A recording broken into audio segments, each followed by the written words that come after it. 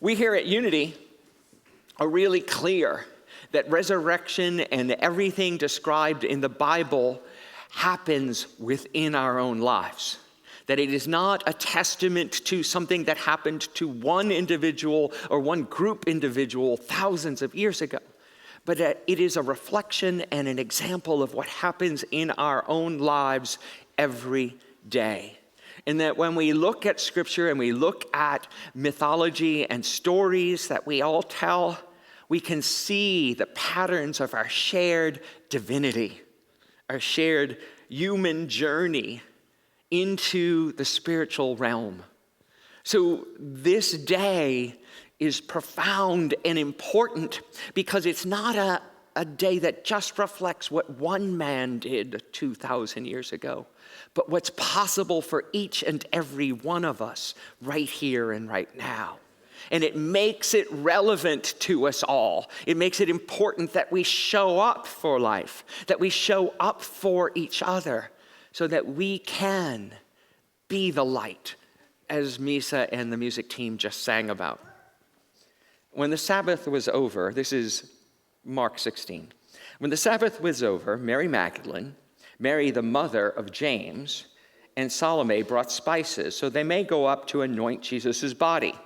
Very early on that first day of the week, just after sunrise, they were on their way to the tomb, and they asked each other, "Who will roll away the stone from the entrance of the tomb?"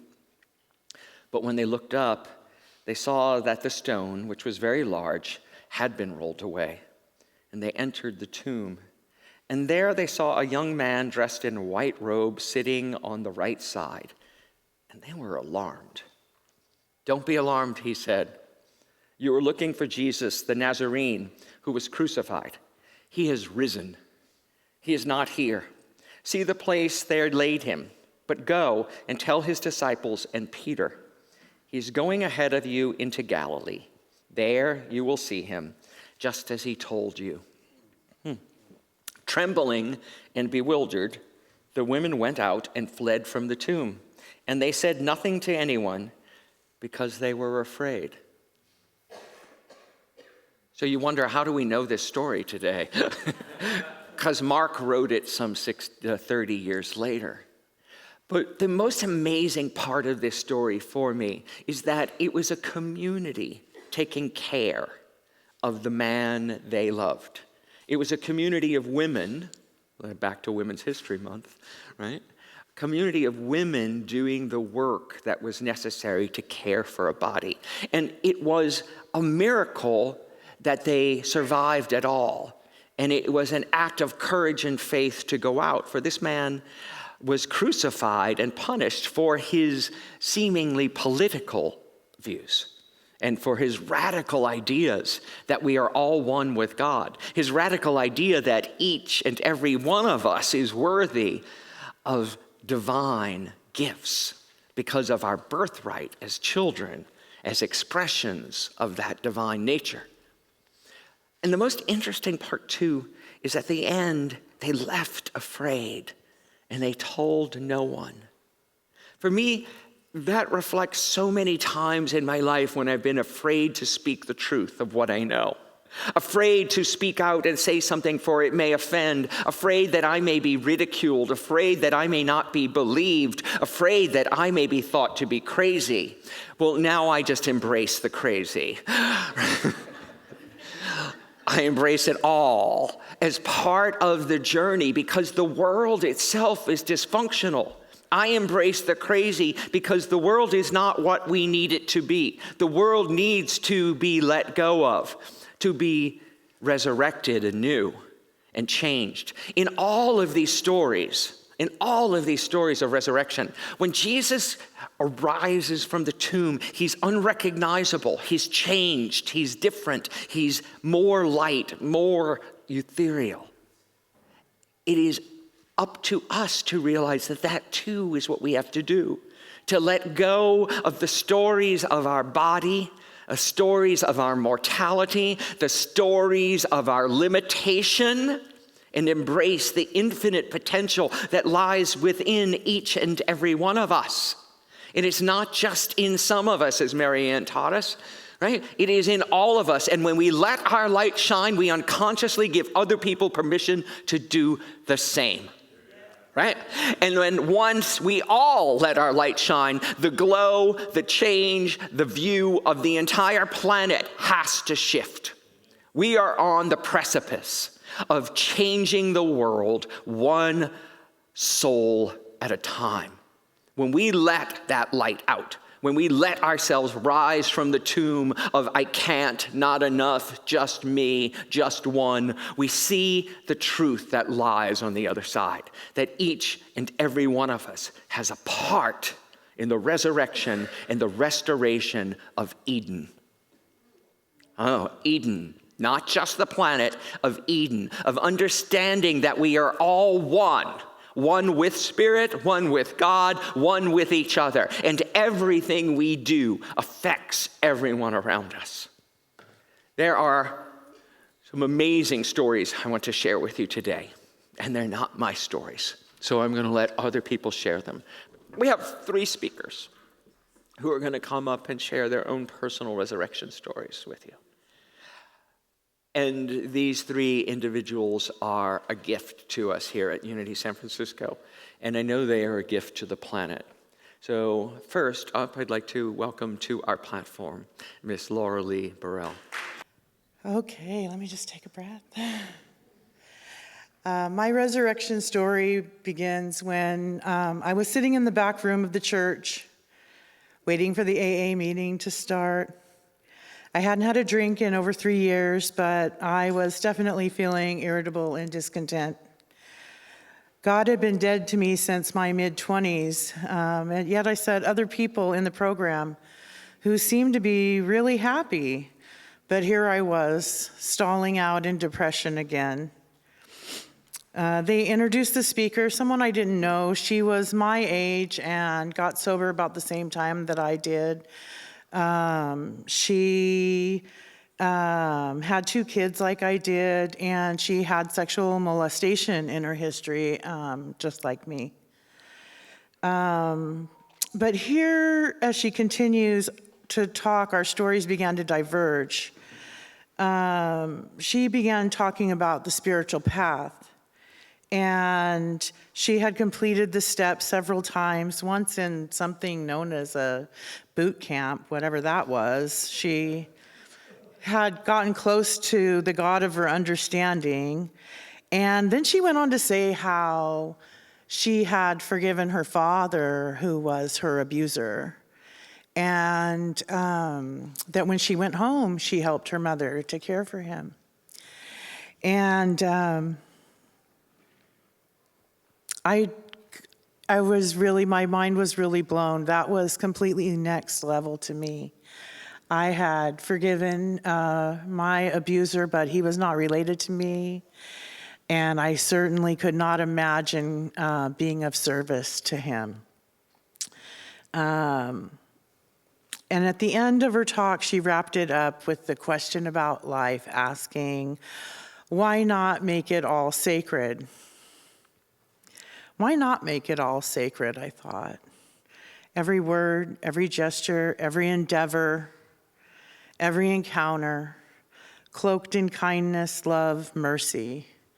A relationship so interwoven with Spirit that even the worst transgressions could be forgiven and responded to with humble service. Make it all sacred. She was my mirror. I was her and she was me. And I definitely wanted what she had. I became willing to do the work, which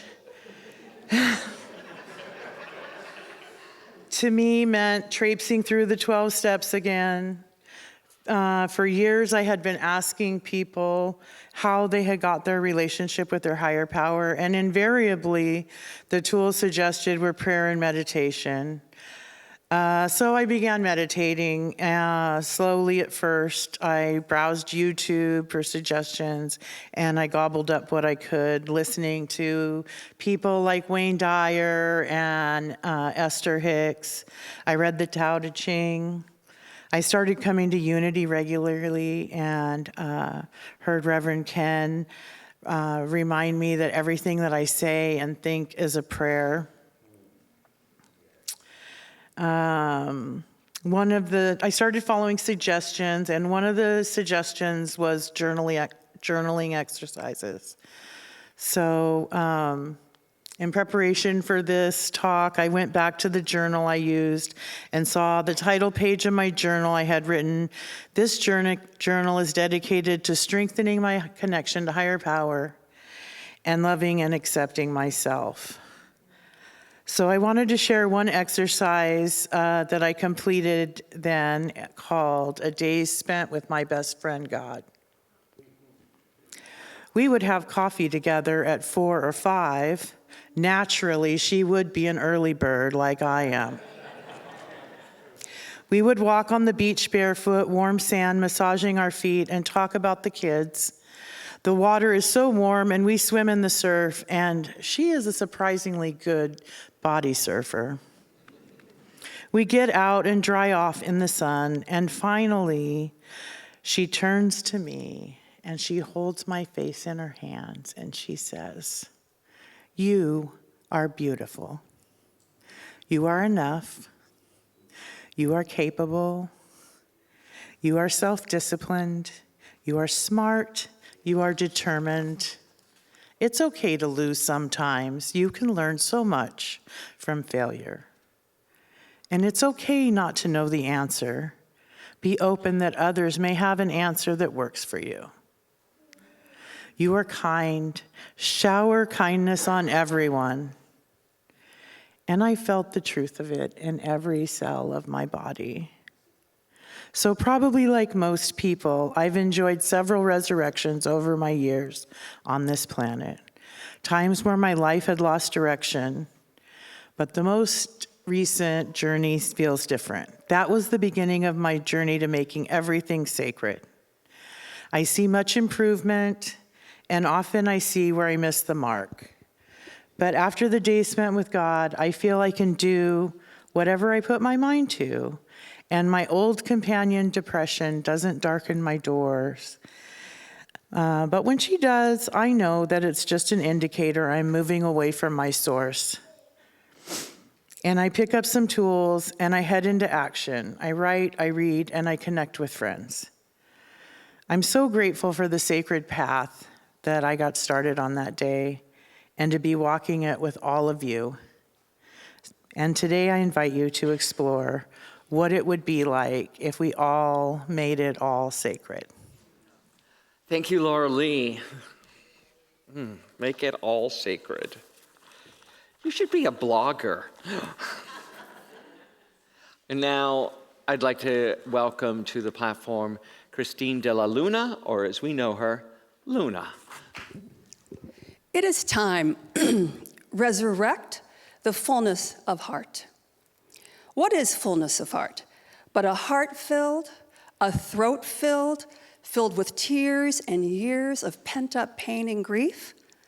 January 2nd, 2022, 6:30 a.m., my new year began with a journey on a gurney. Paramedics roll me into the ER. It's the second year of the pandemic. The halls of ER are lined with patients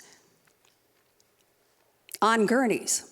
The paramedics report my vitals to weary-eyed ER nurses. Heart rate, erratic, 150 to 160. Blood pressure, unstable. EKG, erratic, arrhythmia. Patient has history of atrial fib. Oxygen, 98%. I heard possible cardiac arrest.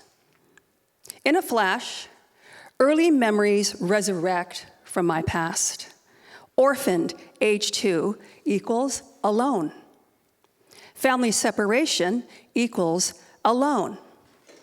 Ages 2 through 9, continuous sexual violation equals grieving alone.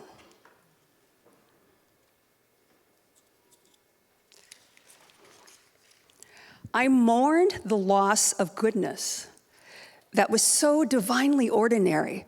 Babyhood, youth, being loved, laughter, and now, somehow, it was left to me to bear the unbearable. Little one, what are you to make of this? 72 hours later, after many, many tests, I lay in bed in an ICU unit. A team of cardiologists gather around my bed. Here it comes. Coronary artery blockage, 70%. Myocardial infarction, code word, heart attack. Persistent atrial fibrillation, heart failure. Medical prognosis, chance of full recovery, uncertain. I drifted into an altered state and heard, connect the dimensional dots of past and present.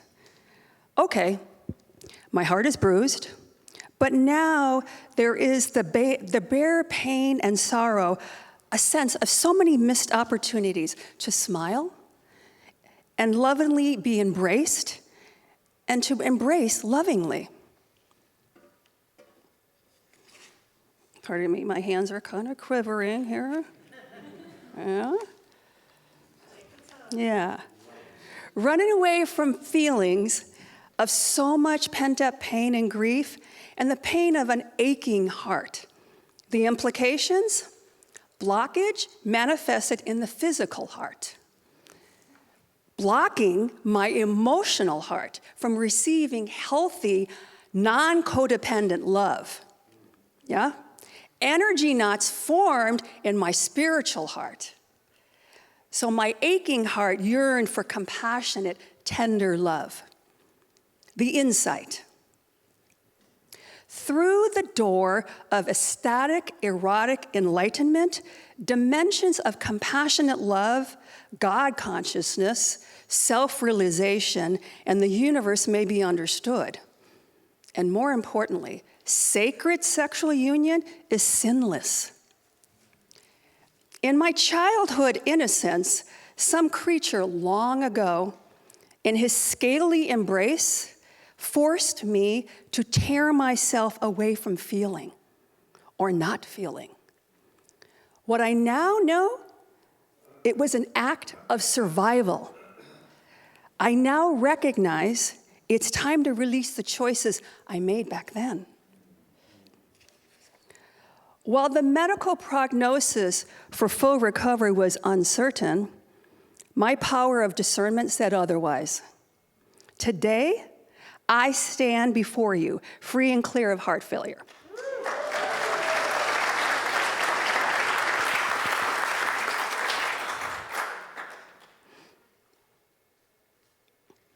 My heart beats in a healthy, stable rhythm and vibrates in the fullness of resurrection.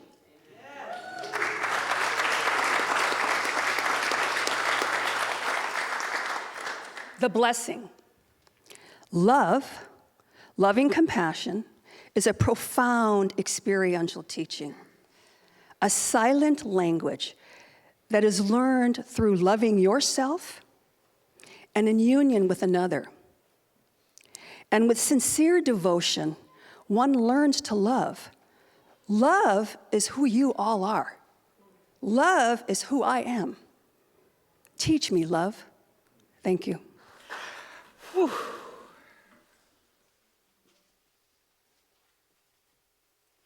It is time to release the choices we made that saved us at the time, but cripple us today.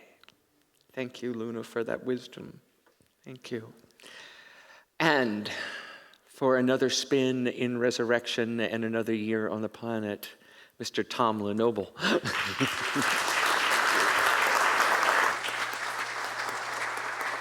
Good morning, Unity San Francisco. To those of you in the room and those of you joining us virtually, you know, it's my honor to speak to you today about my resurrection. I woke up this morning and I realized this is my 70th, yes, my 70th Easter morning in a church.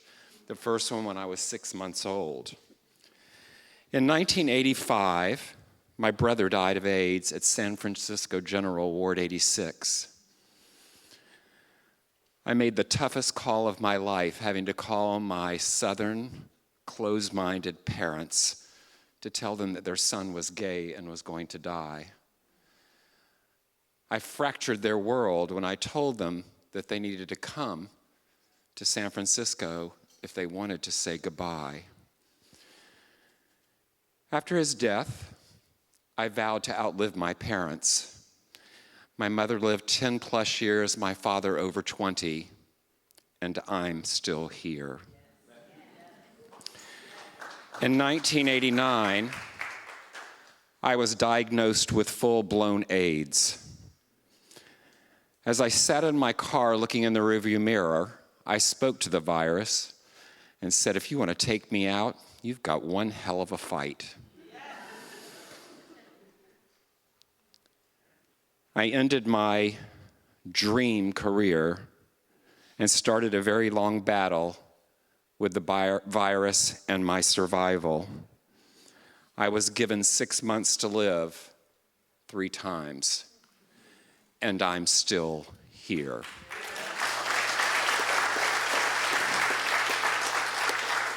In 1986, I needed a total hip replacement. The surgeon I went to said to me, this hip's gonna last 25 years. You might make it 5. Are you sure you want this surgery? I found a new surgeon. The hip made it 26 years, and the revision's on its 4th. And I'm still here. In 2000, after hearing this is all you'll get, I decided to leave disability and go back to work. My doctors banded together and pleaded with me, don't do this, it's going to kill you. The disability company gave me an additional year to fall back, saying, you won't be able to do this. I had 9 T cells. I assigned each of them to a friend.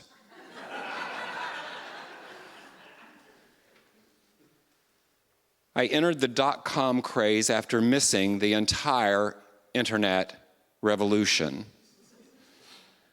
I excelled, my health soared. I made it to 200 T cells, a critical marker, even though all the medications continued to fail. And I'm still here. In 2012, I was diagnosed with metastatic prostate cancer in the bone, 3 lesions in my neck. Off to Mexico I went for alternative treatment, returning for more rounds of radiation than I can remember. I was told you might have 5 years. After multiple progressions, more disabling treatments than I can count, enough radiation that I likely glow in the dark, I'm still here. In 2013, thinking of my health, at my wedding, I said my vows, which were from a James Taylor song, We All Live on Borrowed Time. I vowed to my new husband that I had 10 years for him. The marriage made it 10. I'm still here.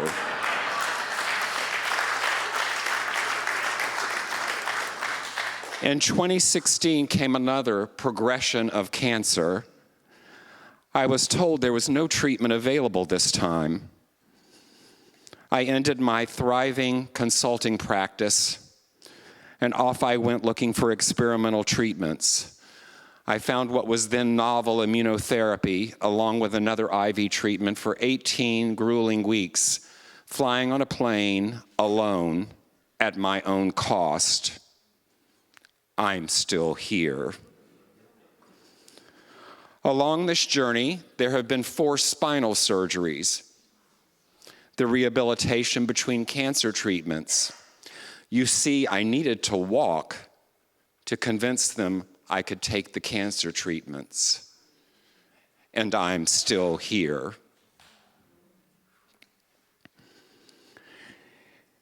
In 2023, during a cathartic revelation on a remote part of Maui, I remembered that I had committed to the universe that I was going to be here 10 years. knowing those 10 years were about up, I decided perhaps I wanted to make another vow. I decided to give it another 10 years. On this magical ride we called life, and I'm still here. In late 2023, after 13 years of cancer treatment, 12 of metastatic cancer, my PET scan results roared the words, "No cancer found."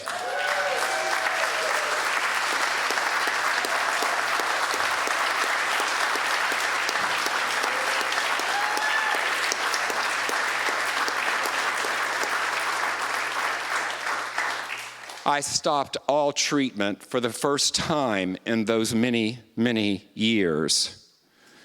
While this is not a cancer-free diagnosis, I'm still working on it. And I'm still here. Why am I still here? Because I believed I could be here. What do you believe on this glorious spring day? Thank you.